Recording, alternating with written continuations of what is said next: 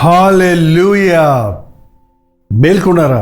దేవుని మాటలు వినడానికి సిద్ధంగా ఉన్నారా? ఈ పాటకి మీరు వ్యక్తిగతంగా దేవుడితో సాహసం చేసి మాట్లాడుకొని బైబిల్ చదువుకొని మరొకసారి వాక్యం మనందరం కలిసి ధ్యానించడానికి అనుకూలంగా ఉండేట్లు 7 గంటలకి ప్రతిరోజు ఆరాధన ధ్యానం మీద తీసుకొస్తున్నాం. రండి, ఈరోజు ఆయన మాటలు ధ్యానిద్దాం. పరిశుద్ధుడా, నీకు వందనములయ్యా. ఈ అంచెదనములలో మేము ఉంటుండగా, నీ మాటలు ఎన్నో వింటుండగా, నీవు మా పట్ల కలిగి ఉన్న ప్రణాళికలు ఎరుగునట్లుగా, నీ తలంపులను గ్రహించినట్లుగా మా మనోనేత్రాలు తెరుము. నీ పాద సన్నిధిలో నీ చిత్తమెరిగి నీకిష్టలుగా బ్రతుకుటకు సహాయం చేయమని క్రీస్తు నామములో అడుగుచున్నాను తండ్రి, ఆమేన్. అవునండి, మరి రోజు వాక్యం వింటున్నారు కదా, బాగుంది అంటున్నారు కదా, బలపడుతున్నాను అనే మాట ఒకటి వాడుతున్నారు కదా.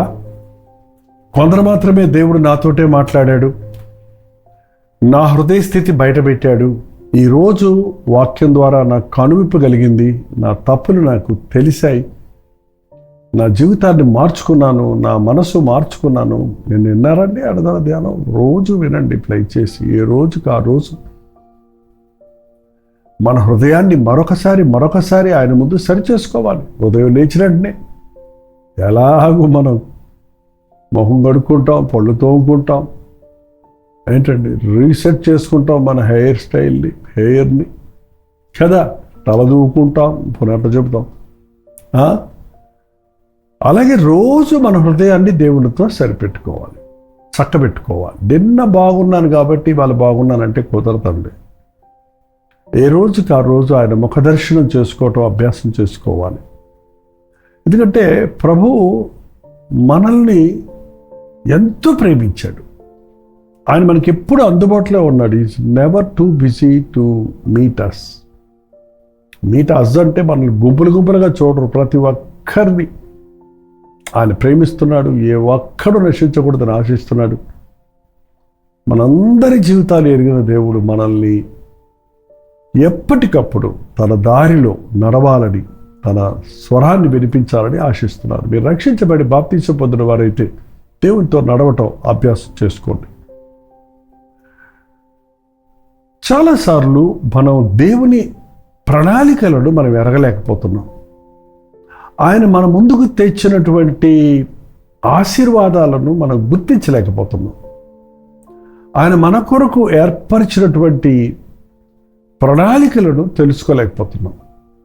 కాబట్టి మనం ఎప్పుడు ఏదో విషయంలో బిజీ అయిపోయి దేవుని మాటకు చోటు ఇవ్వటం లేదండి, ఆయనకి సమయం ఇవ్వటం లేదు. ఒకసారి లూకాసు వార్త 19వ అధ్యాయంలో 41వ వచనం చదువుతున్నాను చూడండి. ఆయన పట్టణమునకు సమీపించినప్పుడు దాన్ని చూచి దాని విషయమై ఏడ్చి. ఎందుకండి ఏడవాలి మన ప్రభు? ఆ పట్టణాన్ని చూసి, ఏ పట్టణం ఇది? యెరూషలేము పట్టణం, దేవుడు కోరుకున్న పట్టణం, దేవుడు ఆశీర్వదించిన పట్టణం, దేవాలయం ఉన్న పట్టణం. ప్రభువు ఆ పట్టణములోనే, ఆ పట్టణపు వెలుపల సిలువేయబడబోతున్నాడు. ఆ పట్టణమును ఆయన్ని తృణీకరించింది. దావీదు కుమారుడు అని పిలిచిన వాళ్ళే దావీదు సింహాసనానికి శాశ్వతమైన రాజుగా ఉన్న ప్రభువును వారు గుర్తించలేకపోయారు. ఆయన ఎన్నో అద్భుతాలు ఆ పట్టణంలో చేశాడు, ఎన్నో బోధలు చేశాడు, ఎన్నో విషయాల్లో ఆయన స్పష్టంగా చెప్పాడు. నేనే మార్గమును, జీవమును, సత్యమునై ఉన్నానని తెలియజేశాడు. ఆకాశము తెరువబడియు మనుష్య కుమారుడు దేవదూతలతో దిగివచ్చుటయు మీరు చూచెదరు అని చెప్పాడు. కానీ వీళ్ళకేం అర్థం కావట్లేదు. ఆ ప్రధాన యాజకుడికి కూడా అర్థం కాలేదు. సామాన్యులు ఆయన్ని అర్థం చేసుకోలేకపోయారు. ఆనాటి ధర్మశాస్త్రం పెరిగామన్న లేవీయులు, ఆ సద్దూకీయులు, పరిసయ్యులు, అయ్యో ఆ యాజకుడు, ప్రధాన యాజకుడు కూడా ప్రభువులో ఉన్నటువంటి ప్రత్యేకతను గుర్తించలేకపోయాడు. అందుకే ఏడుస్తున్నాడు ఆయన. తన ప్రజలు తనను మర్చిపోతే దుఃఖపడడా? నీ కూతురు నువ్వెవరో నాకు తెలియదు పో అని నీతో అంటే, నీ కొడుకు వచ్చి నువ్వు నన్ను కనలేదు, నీకు నాకు సంబంధం లేదు పో అంటే ఆ తండ్రి గుండె ఏమవుద్ది? ఆ తల్లి మనసు ఎలా ఉంటుంది? తల్లిదండ్రుల కంటే ఎక్కువ ప్రేమించిన మన సృష్టికర్తను మనం తృణీకరించినప్పుడు ఆయన హృదయం గాయపడదా? ఆయన బాధ ఆయన్ని మనమేదో అన్నామని కాదు, మనల్ని మనం నాశనం చేసుకుంటున్నామే అని. ఇశ్రాయేలు, నీకు సహాయకర్తనైన నాకు నీవు విరోధివై నీకు నీవే హాని కలుగు చేసుకుంటున్నావు. నీకు సహాయం చేయటానికి వచ్చిన ప్రభువుని తృణీకరించి నీకు నీవే నష్టం కలుగు చేసుకుంటున్నావు, శ్రమను కలుగు చేసుకుంటున్నావు, హాని కలుగు చేసుకుంటున్నావు. దేవుని మాటలు వినని వారు చాలా తెలివిగలవాళ్ళు అనుకుంటున్నారండి. దేవుడి మాట వింటే నేను బికార్ని అయిపోతాను, నాకు తెలుసు ఎలా గొప్పవాడవ్వాలో, నాకు తెలుసు ఎలా బతకాలో, నాకు అక్కర్లేదు దేవుడని తిరగబడేవారిగా ఈ రోజున ఎందరో ఉండటం ఎంతో విచారకరమైన విషయం.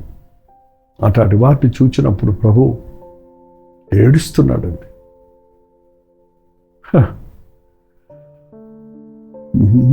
నన్ను సృష్టించిన సృష్టికర్త, నా కొరకు ప్రాణం ఇచ్చిన ప్రభు నా గురించి ఏడవలసిన అవసరం ఏంటండి? నేను ఆయన్ని బాధ పెట్టాల్సిన అవసరం ఏంటి? కారణం, నీవు ఈ దినమైన సమాధాన సంబంధమైన సంగతులను తెలుసుకున్నట్టు నీకెంతో మేలు. కనీసం నీవు ఈ రోజైనా నీ కొరకు సమాధానకరమైన ప్రణాళికలు కలిగి ఉన్న నన్ను, నా ప్రణాళికలు ఎరగటం నీకెంతో మేలు. రాబో కాలం కొరకు మీకు హానికరమైన తలంపులు కాదు, కానీ మీ క్షేమము కొరకే, మీకు మేలు కలుగుటకే ఆయన ఆలోచనలు ఉన్నాయి. ఆయన ఆలోచన వినుట మేలు. ఈ రోజైనా నీవు సమాధానకరమైన సంగతులను తెలుసుకునుట నీకెంతో మేలు. ఎన్ని రోజులైపోయినాయి నీ జీవితంలో? ప్రతిరోజు దేవుడు తన మాటల ద్వారా తన ప్రణాళికలను మనకు తెలియజేస్తూనే ఉన్నాడు. ప్రతిసారి వాక్యం వింటున్నప్పుడు పరిశుద్ధాత్ముడు మనల్ని ఒప్పిస్తూనే ఉన్నాడు. కానీ మన హృదయాన్ని కఠినపరుచుకుంటున్నాం. కొన్నిసార్లు, అనేక సార్లు చెప్పాలంటే, మన హృదయంలో తెలిసి కూడా దేవుని మాట వినకుండా మనం ఇష్టం చేసుకుంటున్నాం. అటువంటి పరిస్థితుల్లో ఉండి నాశనానికి పోతున్న వారు ఈ రోజున ఎందరో ఉన్నారండి. సువార్త వినని వారి గురించిన భారం ఉంది. సువార్త క్రీస్తుని గురించి వినని వారు నిత్య నరకానికి, నాశనానికి వెళ్ళిపోతున్నారు అనేది ఒక వేదనగా ఉన్నప్పటికీ, ప్రభువుని ఎరిగామని చెప్పుకొని ప్రభు ప్రణాళికలను, ప్రభు తలంపులను, ప్రభు కలుగజేసిన మేలైన వాటిని గుర్తించలేని వారు, తమ సొంత స్వకీయ ఆలోచనలో పడి కొట్టుబిట్టలాడుతున్న వారిని చూచినప్పుడు అయ్యో అనిపిస్తుంది. నేడైనను నీవి సంగతులు తెలుసుకునేడు నీకెంతో మేలు, కానీ ఇప్పుడు అవి నీ కన్నులకు మరుగు చేయబడి ఉన్నవి. అవి మరుగు చేయబడడం అంటే దేవుడేం మన కన్నులు మూసేయలేదండి. మన కన్నులు మూస్తానికి మరొకడు ఉన్నాడు. యుగ సంబంధమైన దేవత అవిశ్వాసులైన వారి మనోనేత్రములకు గుడితెర కలుగు చేస్తున్నాడు. అందరికీ కాదు, అవిశ్వాసులైన వారికి. ప్రభువునందు విశ్వాసం ఉంచితే నీ మనోనేత్రాలు తెరబడతాయి. క్రీస్తులోని సౌందర్యాన్ని, శక్తిని నువ్వు చూడగలుగుతావు. ప్రభు మాటల వెనుక నీ కొరకు దాగి ఉన్న సిరులను నీవు పొందగలుగుతావు. కానీ నీ కళ్ళుకి పొరలు రాలే చూడండి, పౌలకి పొరలు కట్టేసి నీ కంటి దృష్టి సరిలేదు, నీ కంటికి సరిగా కనపడటం లేదు. నీ కళ్ళు సరిగా లేకపోతే, నీ కళ్ళు తేటగా ఉంటే నీ శరీరం అంతా తేటగా ఉంటుంది. కానీ వాళ్ళ మనుషులకి ఏది మంచిదో ఏది కాదో తెలియలేని మూర్ఖతలో ఉన్నారు. చూడండి, నేడైనను నీవి సంగతులు తెలుసుకున్న నీకెంతో మేలు, కానీ నీకు ఇప్పుడు కళ్ళు మరుగై ఉన్నవి. ప్రభువు నిన్ను దర్శించు కాలము నీవు ఎరుగకుంటివి. ప్రభువు నిన్ను దర్శించు కాలము నీవు ఎరుగకుంటివి. ప్రభువు ప్రతిరోజు నిన్ను దర్శిస్తున్నాడండి. నీ ఇంటికి వస్తున్నాడండి. నీ హృదయమైన తలుపు దగ్గర నిలబడి తడుతున్నాడండి. ఎప్పుడండి అని అడుగుతారేమో, అదిగో ఆయన వాక్యం ద్వారా, ఆయన వాక్యం ద్వారా నీ కొరకు ఆయన కలిగి ఉన్న తలంపులన్నీ తెలియజేస్తున్నాడు. నీ స్థితిని నీకు తెలియచేయాలని ఆశిస్తున్నాడు. నీ కొరకు ఎంత ప్రేమ కలిగి ఉన్నాడన్నది తెలియపరచాలని, నిన్ను రక్షించిన కొరకు ఎంత త్యాగం చేశాడన్నది నువ్వు గ్రహించుకునేటట్టు చేయాలని, నీ స్థితిని వెరిగి నిత్యరాజ్యానికి వారసుడు ఉన్నట్లుగా ఆయన కృప కొరకు వేడుకోవాలని పరిశుద్ధాత్ముడు నీ హృదయాన్ని తడుతూనే ఉన్నాడు, నిన్ను దర్శిస్తూనే ఉన్నాడు. అనుదిన ధ్యానం వింటున్నప్పుడు, నీ బైబిల్ నువ్వు చదువుకుంటున్నప్పుడు, నీ చర్చకు నువ్వు వెళ్తున్నప్పుడు, నువ్వు ఒంటరిగా కూర్చొని ఉన్నప్పుడు, నీ ఇంటి వారి ద్వారా, నీ సొంత వారి ద్వారా, నీ పిల్లల ద్వారా కూడా దేవుడు నీతో మాట్లాడుతూనే ఉన్నాడండి. ఇంకెంతకాలం డాడీ ఇట్లాగా ఉంటారు, ఎంతకాలం మమ్మీ ఇలా ఉంటావు? ఎస్, మన విరోధుల ద్వారా మనల్ని హెచ్చరిస్తున్నాడు. ఎన్నిసార్లు మన తప్పులు ఎత్తి పెడతానికి మన విరోధులు ఉంటారు. చూడండి, క్రిటిక్స్ ఉంటారు.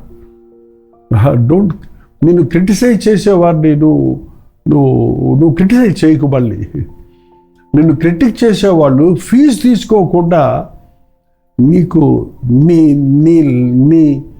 నీకు ట్రీట్మెంట్ ఇచ్చేవాళ్ళు అంటారు. నీ పరిస్థితి నీకు బయలుపెట్టేవారు. ఎటువంటి డబ్బు చెల్లించక్కర్ లేకుండా నీ లోపాలన్నీ, నీ బలహీనతలన్నీ నీకు ఎత్తి చూపేవారు. అవి చిన్నవైనా సరే. ఒకవేళ పెద్దగా చూపిస్తారు, ఇంకా మంచిదే. పెద్దగా ఉందంటే తొందరగా సీరియస్గా యాక్షన్ తీసుకుంటాం. చూడండి, నీ స్థితి నీకు తెలియజేస్తున్నప్పుడు అది ఎవరో చేశారని వాళ్ళని తిడుతున్నావు. నీ మనసాక్షి ఒప్పిస్తున్నప్పుడు నీవు నీ మనసాక్షిని నిద్రపుచ్చుకుంటున్నావు. దేవుడు నీకు ఎన్నో అద్భుతాలని చేస్తున్నప్పటికీ వాటిని మనసులో పెట్టుకోవటం లేదు. ప్రభువు నిన్ను దర్శించు కాలము నీవు ఎరుగకపోతివి. చూడండి, అన్ని రోజులు ఎలా ఉండవండి. ప్రభువు రాబోతున్నాడు. యెరూషలేమా యెరూషలేమా. మత్తయి సువార్తలో మరో మాటను చూడండి. మత్తయి సువార్తలో 23:37 యెరూషలేమా యెరూషలేమా, ప్రవక్తలను చంపుచు నీ యొద్దకు పంపబడిన వారిని రాళ్లతో కొట్టుచుండు దానా, కోడి తన పిల్లలను రెక్కల క్రిందకి ఎలాగూ చేర్చుకొనను అలాగూ నేను నీ పిల్లలను చేర్చుకొనవలెనని ఉంటిని. యెరూషలేమా యెరూషలేమా యెరూషలేమా. ఏంటండి, కోడి తన పిల్లలను తన రెక్కల కిందకు చేర్చుకున్నట్లు నీకు అపాయం ఉందని, కోడి ఎలా కేరింతలు కొడితే పిల్లలన్నీ రెక్కల చాటు దాక్కుంటాయో అలాగ నువ్వు నా రెక్కల చాటుకు రావాలని. నువ్వు ప్రమాదంలో ఉన్నావు, నువ్వు చీకటిలో ఉన్నావు, నువ్వు గాఢాంధకారంలో ఉన్నావు, నువ్వు తప్పుదారిలో ఉన్నావు, నువ్వు అగాధంలో పడిపోతున్నావు, నిన్ను నీవే నాశనం చేసుకుంటున్నావు. ఎవడిని మింగుదనా అని గర్జించే సింహంలే తిరుగుచున్న సింహం నీ వెంటబడుతుంది. నా కౌగిల్లోడికి రా, నా రెక్కల చాటుకు రమ్మని నేను ఎన్నో మార్లు, ఒకసారి కాదు ఎన్నో మార్లు చేర్చుకున్న వల్లని ఆశించితేనే కానీ మీరు రానలేకపోయేది. మీరు రానన్నారట. నేను రాను, నాకు వద్దు. వెలుగు లోకంలోనికి వచ్చాను, కానీ మనుషులు చీకటిని ప్రేమించారు. తమ దుష్క్రియలుగా కనబడకూడనట్లుగా వెలుగునందుకు రారు. తన స్థితిని ఒప్పుకునేవాడు ప్రభు దగ్గరకు వస్తాడండి. కప్పుకోవడానికి ప్రయత్నించేవాడు ప్రభు దగ్గరికి ఎందుకు వస్తాడు? నీవు కప్పుకున్న పాపం నిన్ను పట్టుకుంటుంది, నిన్ను న్యాయ తీర్పుకు తీసుకుని వెళ్తుంది. నువ్వు ఒప్పుకున్న పాపం క్రీస్తు రక్తంలో కడగబడుతుంది, నీవు నిత్య జీవానికి వారసుడు అవుతావు. నువ్వు ప్రభు దగ్గరకు వచ్చి నీ పాపాలు ఒప్పుకుంటావు, పాపాలు దాచుకొని హృదయాన్ని కఠినపరుచుకొని లోకంలో నీ ఇష్టం వచ్చినట్టు బ్రతుకుతున్నానని సంతృష్టి పొంది చివరికి నిత్య నరకంలో తేల్తావో నీ ఇష్టం. ఇదిగో వెలుగు, ఇదిగో చీకటి, ఇదిగో ఆశీర్వాదం, ఇదిగో శాపం, ఇదిగో ఇరుకు మార్గం, అదిగో విశాల మార్గం. ఏది కావాలో కోరుకో. ప్రార్థన. పరిశుద్ధుడా, ప్రేమగల తండ్రి, విశాల మార్గంలో పోయేవారు అనేకులు. మేము అందులో కొట్టుకుపోక క్రీస్తు కొరకు బ్రతకాలనే ఆశ కలిగి ఇరుకు మార్గంలో వెళ్ళుటకు పోరాడున్నట్లుగా మా పాపములు మమ్మును ముంచివేయకముందే, మా దోషములు మమ్మను నిత్య నరకానికి తోలివేయకముందే, దేవా నీ రెక్కల చాటుకు పరిగెత్తుటకు, నీ రెక్కల చాటున దాగుటకు, నీవిచ్చు పాప క్షమాపణ పొంది నీ రాజ్య వారసులవుటకు నాయన, నీ ప్రేమను గుర్తించినట్లుగా మా మనోనేత్రాలు తెరవబడి నీ ఎదుట సాగిలపడి నిన్ను ఆరాధించుటకు మా ఒక్కొక్కరికి నీ సహాయం చేయమని క్రీస్తు నామములో అడుగుచున్నాను తండ్రి. ఆమేన్. మన తండ్రి అయిన దేవుని యొక్క ప్రేమయు, కుమారుడైన క్రీస్తు యొక్క కృపయు, ఆదరణకర్త అయిన పరిశుద్ధాత్మ యొక్క సహవాసం కుడి వచ్చిన మనందరికీ ఇప్పుడు సదాకాలం తోడైండును గాక. ఆమేన్. దేవుని స్తోత్రం. మీ ప్రార్థనా స్తోత్ర భారాలు 954041 నెంబర్కి, మిగతా దేశాల్లో ఉంటే 91001000 నెంబర్కి టెక్స్ట్ లేక వాయిస్ మెసేజ్ ద్వారా వాట్సాప్ పెట్టండి. మీ భాషలో ప్రార్థిస్తున్నాం, మీరు ప్రార్థించండి. Doctor Jaipal YouTube channel like చేయండి, షేర్ చేయండి. మీ పేరు, ఊరు ఎప్పటికప్పుడు కామెంట్ సెక్షన్లోకి వచ్చి టైప్ చేయడం మర్చిపోకండి. అంతేకాకుండా ప్రతిరోజు తెలుగు, హిందీ, తమిళ్, బెంగాలీ, మలయాళం, కన్నడ భాషల్లో కూడా అనుదిన ధ్యానాలు ఇవ్వబడుతున్నాయి. మీకు ఇతర భాషల్లో ఉన్న మీ స్నేహితులకి డాక్టర్ జైపాల్ ఆ ఏ లాంగ్వేజ్ కావాలో ఆ లాంగ్వేజ్ పేరును మీరు షేర్ చేయండి. ఇతర భాషల వాళ్ళు కూడా ప్రభు దగ్గరికి రావాలని, ప్రతి ఒక్కరి కొరకు ప్రభు తన ప్రాణాన్ని ఇచ్చాడు కనుక అందరికీ సువార్త అందాలని ప్రయత్నిస్తున్నాం. ఈ ప్రయత్నంలో మీరు కూడా పాలుభాగస్తున్నామండి. ప్రవచితమైతే మధ్యాహ్నం 3 గంటలకు హెచ్చరిక. అలాగే వాళ్ళు శుక్రవారం కదండి, చాలా ప్రాముఖ్యమైన రోజు. కల్వరి చర్చిలో ఉపవాస ప్రార్థన జరుగుతుంది. మీరు చాలామంది ఆ ఉపవాస ప్రార్థనలో కూర్చోవడం ద్వారా మేము ఎంతో ఆధ్యాత్మికంగా బలపడుతున్నాం, మా మంచి లోతైన ప్రార్థనాత్మను పొందుకుంటున్నాం అని తెలియజేస్తున్నారు. కాబట్టి తప్పకుండా ఈ రాత్రి 9 గంటలకి ప్రారంభమయ్యే కల్వరి ప్రతిధ్వని కల్వరి చర్చిలోని లైవ్ ప్రోగ్రామ్ మీకు ఇస్తున్నాం కనుక మాతో పాటు మీరు కూడా కలిసి ప్రార్థనలు ఏకీపించండి. ఒక 11 దాకా మీటింగ్ ఉన్నప్పటికీ మీరు సిద్ధపడి ఉపవాస ప్రార్థనలో పాల్గొని దైవాశీర్వాదాన్ని పొందండి. అంతవరకు దేవుని మహాకృప మీకు తోడేంటి గాక.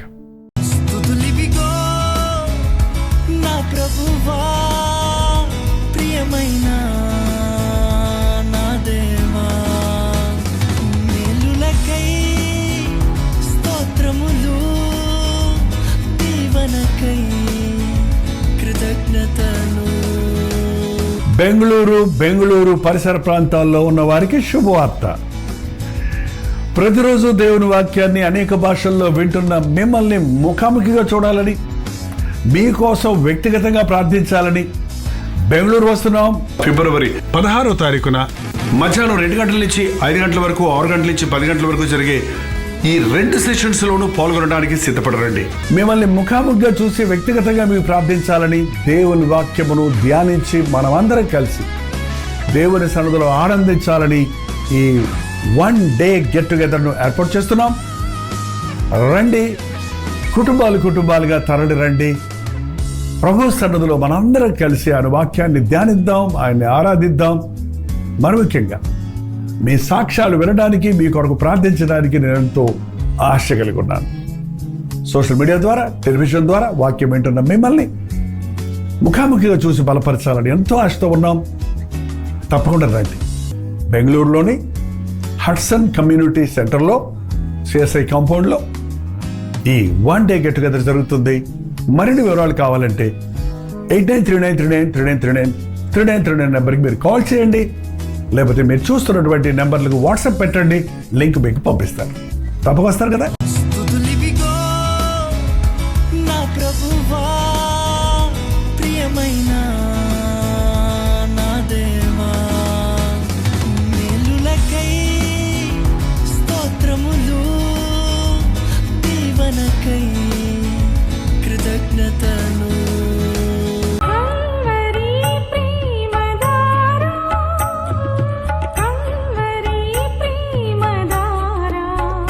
కల్వరి ప్రేమధార అనే మా ద్విమాస పత్రికను ఈ మధ్య త్రైమాస పత్రిక అంటే 3 నెలలకి ఒక్కసారి మాత్రమే ప్రింట్ చేయగలుగుతున్నాం. మరి గత 40 సంవత్సరాల పైబడి కొనసాగుతున్న ఈ పత్రికను ఆపు చేయటం ఇష్టం లేక దీన్ని త్రైమాస పత్రికగా మార్చున్నాం. మీరు కల్వరి ప్రేమధార పత్రికను చదువుతున్నారా? ఒక ఉచిత పత్రిక కావాలంటే ఇవ్వాలే మీ పేరు, చిరునామా, అడ్రస్తో పాటు ఇంటి నెంబర్తో పాటు క్లియర్గా పంపించండి. తప్పకుండా ఒక ఉచిత పత్రికను మీకు పంపిస్తాం.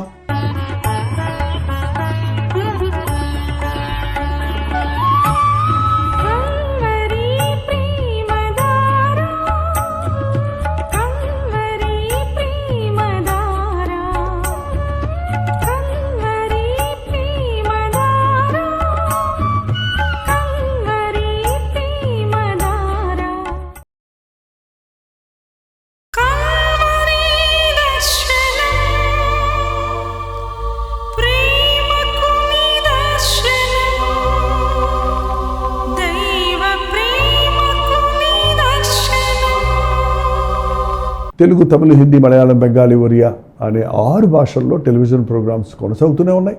భారభరితమైన పరిచయంలో మీరు సహకరించాలని ఆశిస్తే, ప్రభు మిమ్మల్ని ప్రేరేపిస్తే మీ విరాళాలు, కానుకలు వారికి మీరు పంపించవచ్చు. అవి నేరుగా టీవీ ఛానల్స్కి వెళ్తాయి. అందులో ఏది మేము మా సొంత ఖర్చుల కొరకు ముట్టుకోవటం లేదు, వేరే పరిచయ కొరకు ముట్టుకోవటం లేదు. టెలివిజన్ పరిచయలో ఇంకా సువార్త వినని వారికి అది అందించాలని ఆశతో ఒక 20 సంవత్సరాలుగా కొనసాగుతున్న పరిచయం కొరకు ప్రార్థించండి. ఈ సహకారాన్ని అందించండి. ఈ విషయం మీకు ఇంకా వివరాలు కావాలంటే 89393939 అనే నెంబర్కి మార్నింగ్ 10 నుంచి ఈవినింగ్ 10 లోపల మీరు ఫోన్ చేయండి. వివరాలు మీకు తెలియజేస్తాం.